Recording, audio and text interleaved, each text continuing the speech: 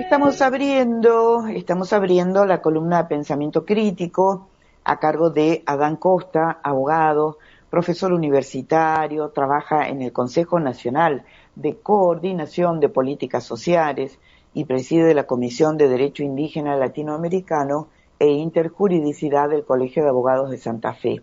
Hoy le hemos pedido un favor especial al querido Adán que adelante un poquito su columna para poder cumplir con horarios pactados con Jorge Rashid, así que bueno, le agradecemos mucho su gentileza. Voy con títulos marco de la columna y ya lo voy a saludar. Fractura sociopolítica en Colombia, Perú y Bolivia. ¿Cómo se articula lo aspiracional con el avance de las derechas? Vamos a analizar esto, siempre los títulos dejan mucho afuera. Y otro tema que nos vamos a dar tiempo, aunque sea de mencionar, tiene que ver con los delitos de lesa humanidad, los juicios, como el de Operación Masacre, se los digo así, la obra de Rodolfo Walsh, porque es la referencia más directa, y Laguna Paiva 2.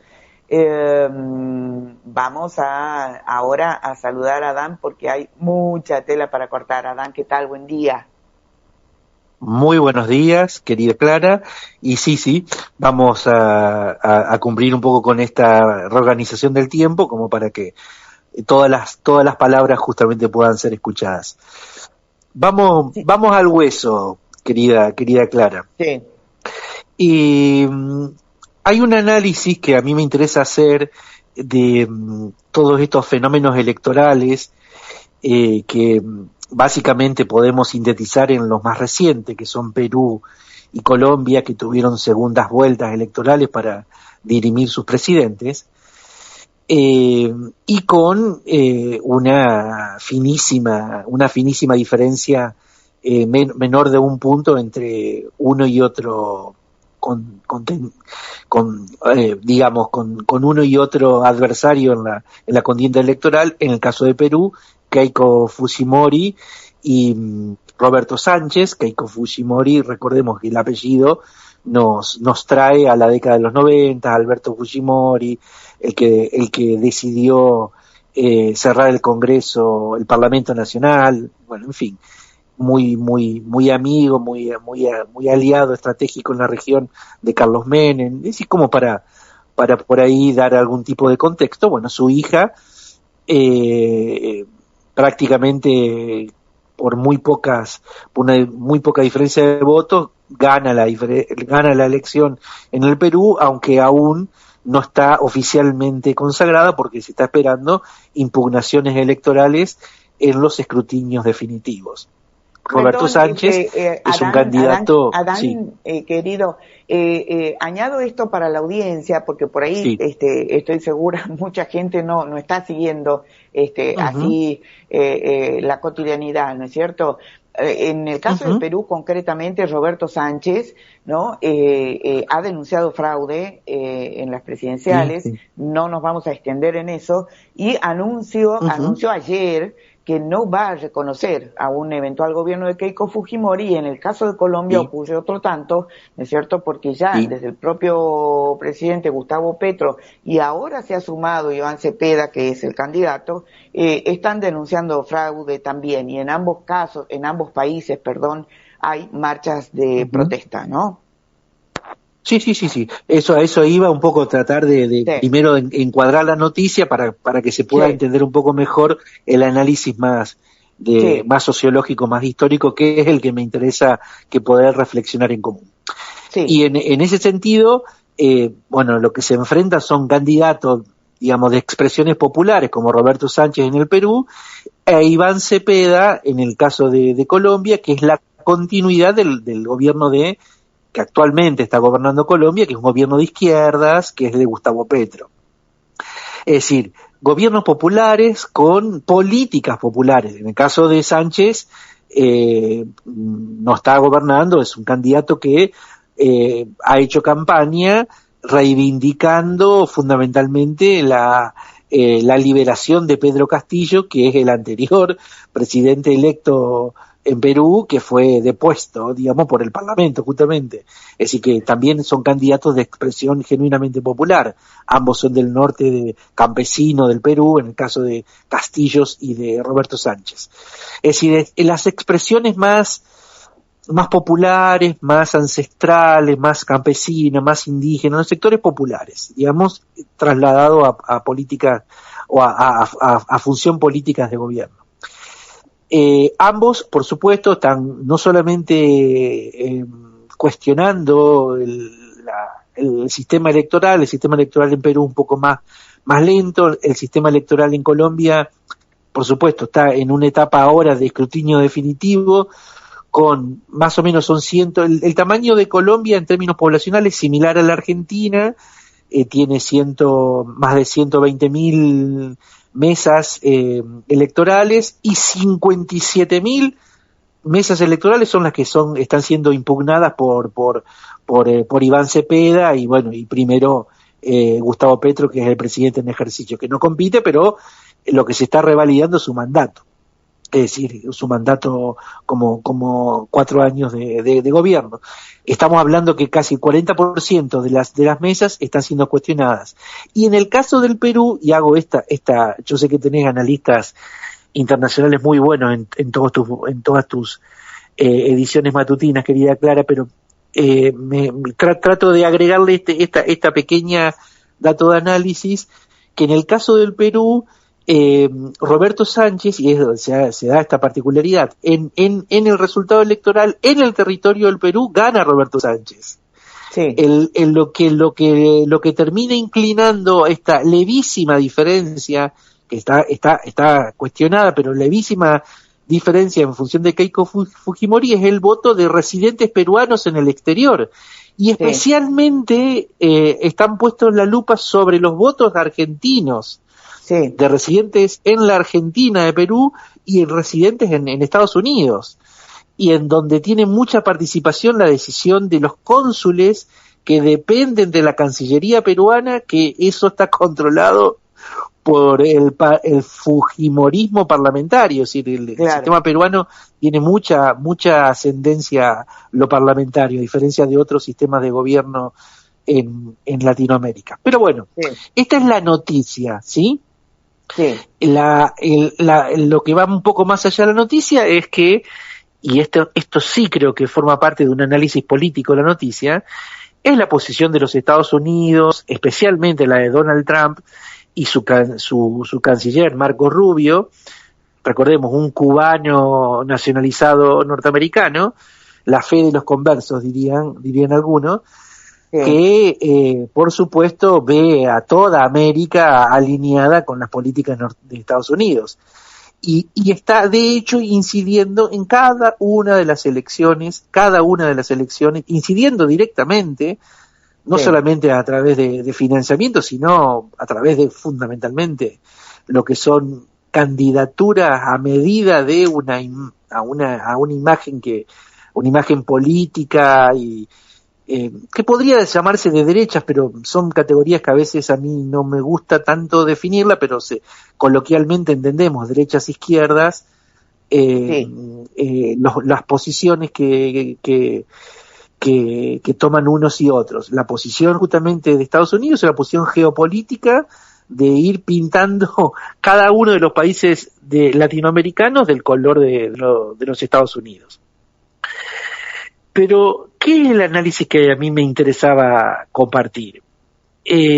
Algo que salió un poco de las declaraciones casi al calor de la noche de la noche electoral en Bogotá, en Colombia, en un tuit de Gustavo Petro, que se pregunta, o sea, Petro tuitea mucho, es alguien que maneja bastante el tema de la comunicación digital, y como justamente se estaba validando su mandato, se pregunta, dice, ¿qué pasa a los sectores populares que nuestro gobierno benefició con nuestras políticas, los sectores sacándolos de la pobreza, que cuando se transforman en clase media votan en contra de sí mismos?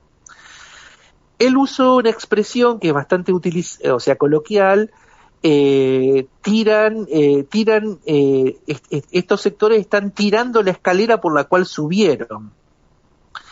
Es decir, esta es la expresión que me parece que tenemos que tratar de analizar en una clave más profunda, más sociológica. Es decir, esos sectores que son beneficiados, pero que de alguna manera son conscientes de que hay sectores que están todavía más atrás, pero retiran la escalera, es decir, las políticas públicas, las políticas sociales, las retiran para que otros no sean beneficiados.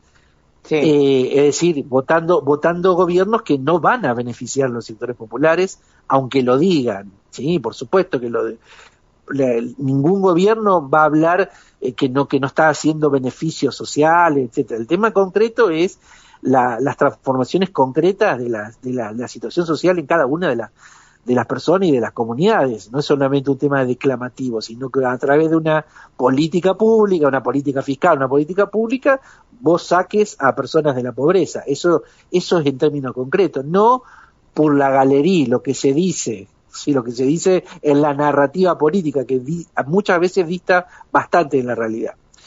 Entonces, efectivamente, indicadores sociales en Colombia tiene registros muy importantes en ese sentido, las políticas del gobierno de Petro. A mí me trajo cuando yo leía ese tuit, me trajo inmediatamente a la mente uno de los libros que yo aconsejo lectura, sobre todo para aquellos que son universitarios. Sé que te escuchan muchos universitarios tu programa, querida Clara. Los que son del área de áreas sociales, cualquier área social, derecho es un área social que a veces pierde el sentido de que sea social, lamentablemente, epistemológicamente, como la economía también, son dos que son muy penetrados epistemológicamente, pero son áreas sociales.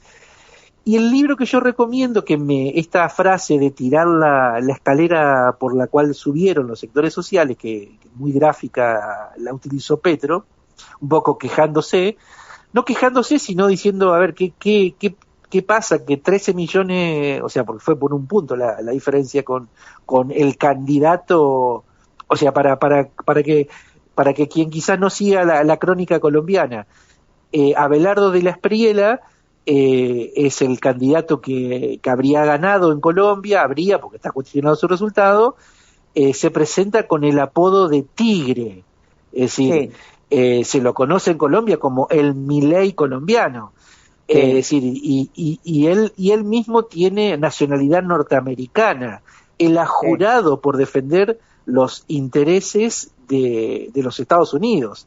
Ese es el presidente Abelardo de la Espriella, para dar una característica del personaje, ¿no? El personaje en cuestión, para tratar de darle una connotación. Pero ¿qué me trajo a mí a la reflexión? Este libro que aconsejo lectura, que se llama El mediopelo en la sociedad argentina, escrito en el año 66, bastante divulgado en esa época. ¿De quién? De Arturo Jauretche. Arturo Jauretche, también con una forma muy coloquial, pero con ese para mí uno de los mejores libros de sociología política del siglo XX en la Argentina, verdaderamente, no reconocido como tal, porque la academia no reconocía estas formas tan coloquiales de hablar con claridad. El mediopelo, una expresión.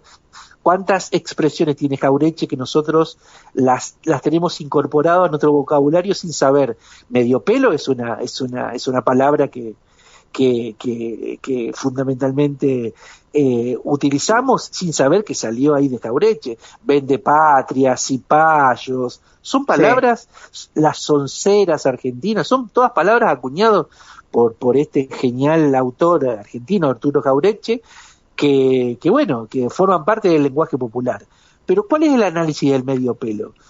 Este sector social que es beneficiado también, en este caso por las políticas sociales de la segunda mitad de la segunda mitad del siglo XX en la Argentina, es decir, políticas que fueron reconfigurando derechos alrededor de los trabajadores y que fueron mejorando su posición social, ¿qué le ocurre a ese mediopelo argentino, al mediopelo que no es la clase media, sino el mediopelo que es una actitud que querer ser otros, querer ser más de lo que sos y no estás conforme con lo que sos? Es decir, ahí hay un problema que tiene que ver con una aspiración cultural a ser lo que no sos. Hay algo muy fuerte que se articula y que en definitiva uno lo puede ver también en clave a este gran problema que tienen nuestras sociedades de no conocer su historia. Es decir, es algo que uno siempre trata de poner el acento en la reflexión sobre la historia, y vamos a hacer la contrafigura de este análisis con un juicio de verdad histórica justamente de esa época, año 57, 56. Es hace 70 años que sucedió un crimen cometido por la revolución fusiladora, es decir, la revolución que derrocó al gobierno peronista y a Perón y al gobierno peronista, y a muchos de sus seguidores, bueno, los ejecutó en los basurales de José León Suárez en conurbano bonaerense. 70 años después tiene justicia ese crimen. Sí. Pero ¿qué es lo interesante de ese crimen en relación a lo que estamos diciendo en lo aspiracional, en el mediopelo, en este análisis? ¿Qué es lo importante? Es que ahí está el anticuerpo social, ahí, hoy, 70 años, que se declare esto. ¿Por qué? ¿Por qué es importante poner lupa sobre un crimen que hoy encuentra responsable cuando los responsables, Aramburu y Rojas, están muertos, ¿sí? ¿Qué es importante en un juicio de verdad histórica? Que se reconstruyen los hechos, porque por lo general determinado tipo de hechos se cuentan al revés de que se dieron. Y yo soy un defensor de los juicios de verdad histórica, porque brego sobre juicios de verdad histórica sobre masacres indígenas en mi provincia, Santa Fe, San Antonio Obligado, San Javier, 1887, 1904, como la de Napalpí, 1921, se contaron distintos, y un juicio de verdad histórica, aunque se haga 100 años después o 70 años después, lo que está restañando es la verdad, es decir, la verdad de los hechos, y está reponiendo por qué se dieron las masacres. ¿Por qué? En esa pregunta de por qué se dieron las masacres, fundamentalmente está esta idea, el anticuerpo a ese sector social que se olvidó de dónde venía, se olvidó del lugar donde salía o donde sale, y que de alguna manera con una mejoría que por ahí lo dan gobiernos de este signo populares, una mejoría en lo material no implica una mejoría necesariamente en lo cultural, y la mejoría en lo cultural, sobre todo con estos procesos, que son procesos que se ha falseado en la historia, se han contado al revés los hechos, o al revés, o en signo contrario, lo que se está afectando justamente es la trama cultural. Por eso tiene mucha coincidencia, y justo nos toca esta semana donde se están dando estos procesos latinoamericanos, y yo muchas veces me preguntan a mí, pero ¿por qué te preocupás en un tema de Colombia tan lejos? Personas que me preguntan, ¿por qué estás preocupado del proceso colombiano? Porque lo que ocurra o en Cartagena de India, en Barranquilla, en Cali, en Medellín, en Bogotá, lo siento exactamente igual que esté ocurriendo en Montevera, donde vivo, en Santa Fe, o en Tucumán. Es decir, cuando uno pierde la conciencia de que el proceso histórico nos tiene a todos hermanados, y lo que le ocurre a alguien en una barriada en Cali puede ser lo mismo que le ocurra a una barriada en Tucumán o en Santa Fe, la clave de análisis es distinta. Cuando uno tiene una mirada totalmente restringida, en realidad lo que está operando es estos abelardos de la Espriela, que están diciendo, como el presidente argentino, que se salve el más apto.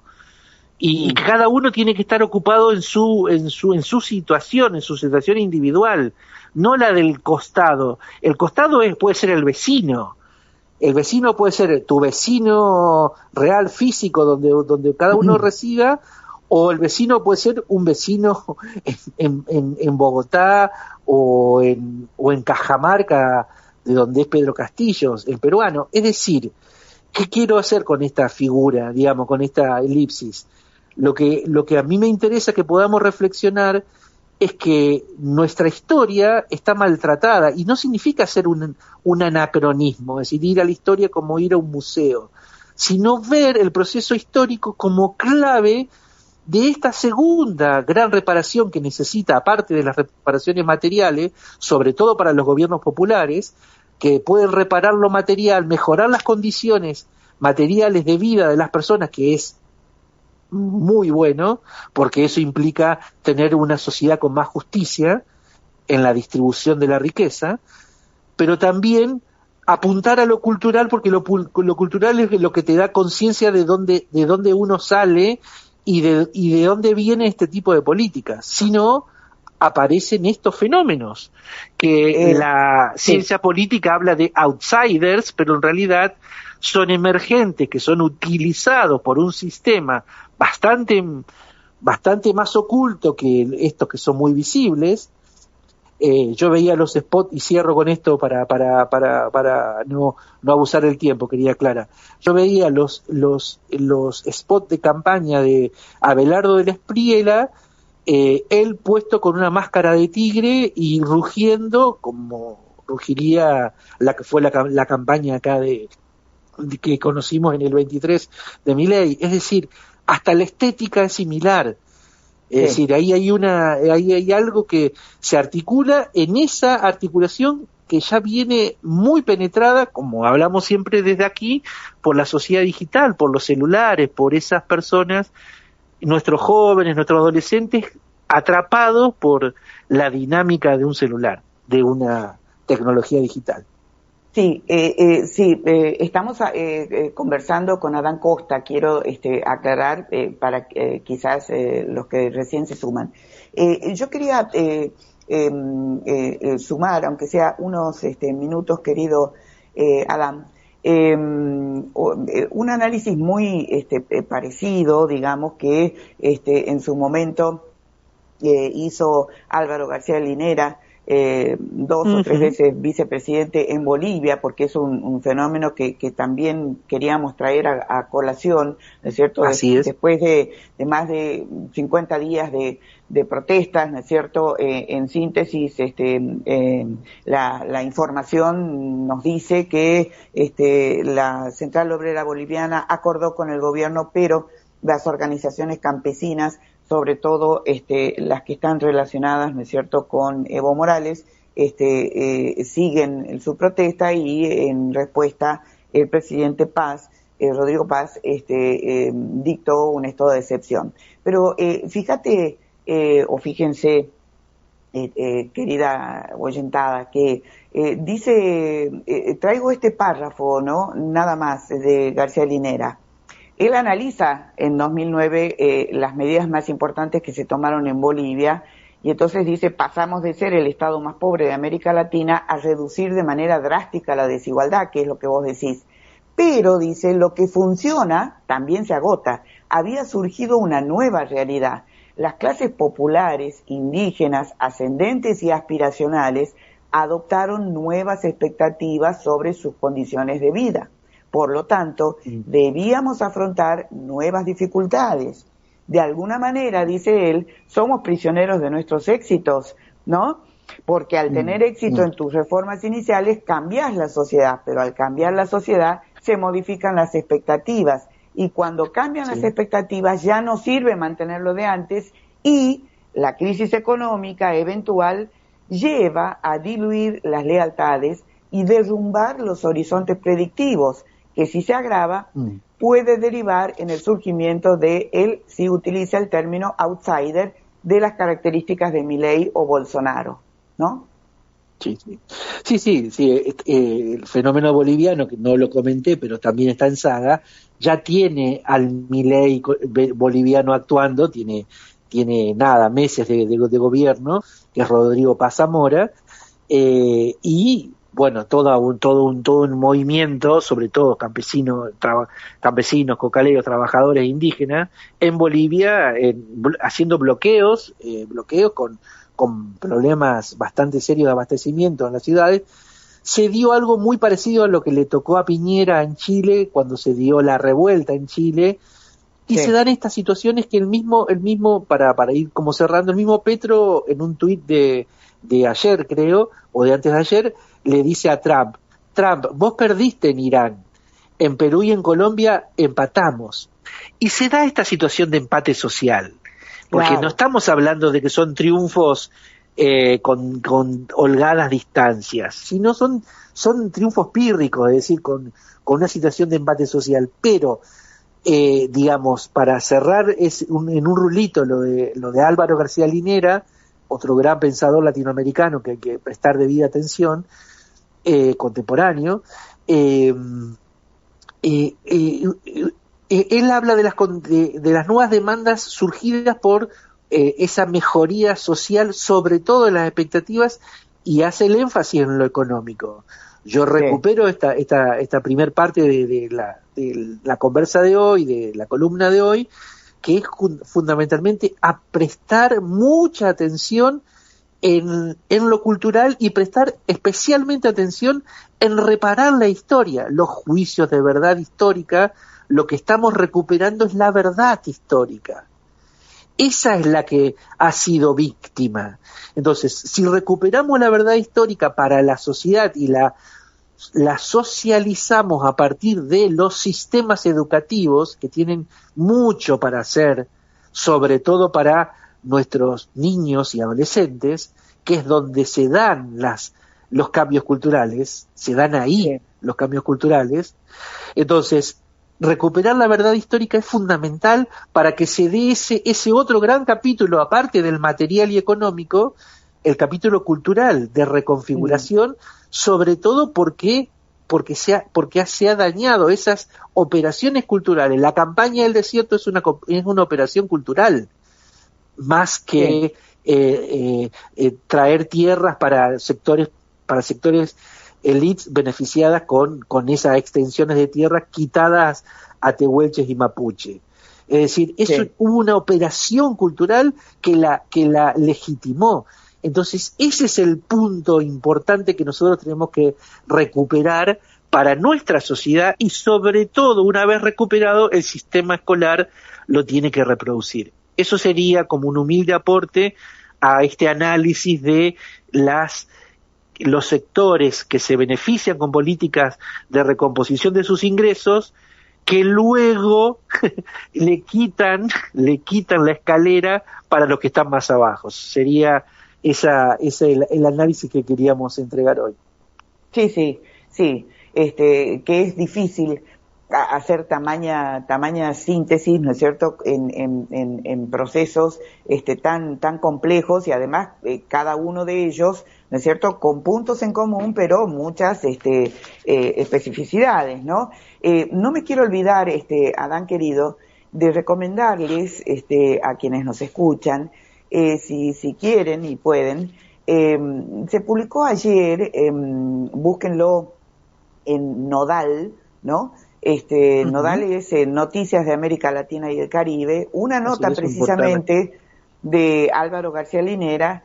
Leo el título nada más: Bolivia, : ya no se puede gobernar sin los indios, dice García Linera. Atención con esto, porque ¿sabés qué? Que me hace acordar mucho, Adán,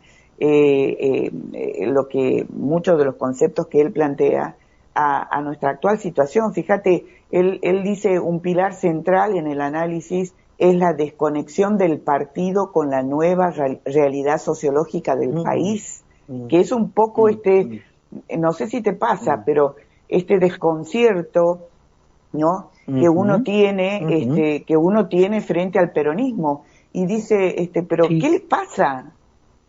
¿No? Sí, sí, sí, también ha caído dentro de ese fenómeno sociológico, es decir, se transformó en aspiracional que de alguna manera adopta absolutamente toda la costumbre de esa clase que de alguna manera la combatió. Entonces Exacto. lo que se me viene a la imagen es, bueno, ese yate con ese funcionario que era de extracción popular, pero está paseando en un yate en el Mediterráneo. Entonces, bueno, nada, eso también preocupa, pero eso forma parte quizás de una pequeña moraleja, digamos, pero que tiene que ver también con algo bastante más profundo que tiene que ver con los análisis que intentamos reflexionar hoy. Es decir, lo aspiracional no está mal tener una expectativa de una mejoría económica, pero también sé claro en tu posición si en relación, lo digo en lo individual y en lo comunitario, la posición cultural que tomás, es decir, cuál es tu mirada hacia el otro. Es decir, no mires a tu ombligo, mirá al otro, preocupate por vos y tu familia, pero también mirá al otro, porque si el otro no está como vos, y ahí hay un problema que te va a afectar hasta incluso personalmente, pero aunque no te afecte personalmente, vos tenés una responsabilidad social también sobre el otro. Ese punto de la responsabilidad social es la responsabilidad que tiene que ver cuando uno hace esta conciencia cultural de dónde es, que no solamente es de dónde viene, sino toma conciencia. La conciencia crítica es algo que hay que seguir trabajando, sobre todo en esos sectores que yo he mencionado, niños, adolescentes y jóvenes. Ahí está la disputa más fuerte, donde están estos sectores de la sociedad digital, y esto otro que viene de esta reparación cultural de nuestra propia mirada sobre nuestros orígenes. Exactamente. Nos queda para seguir dialogando. Vamos a ver, la semana que viene, ya en preproducción nos pondremos de acuerdo. Querido Adán, muchísimas gracias, como siempre, por tu gentileza, en modificar un poco tus horarios, en el análisis, la interpretación. ¿Qué es esto? Pensamiento crítico. Muchísimas gracias, Muchísimas gracias a vos, un saludo grande a la audiencia y un saludo a Jorge Rashid, que lo vas a tener luego después. Bueno, muy bien. Adiós. Hemos cerrado así la columna Pensamiento Crítico a cargo de Adán Costa.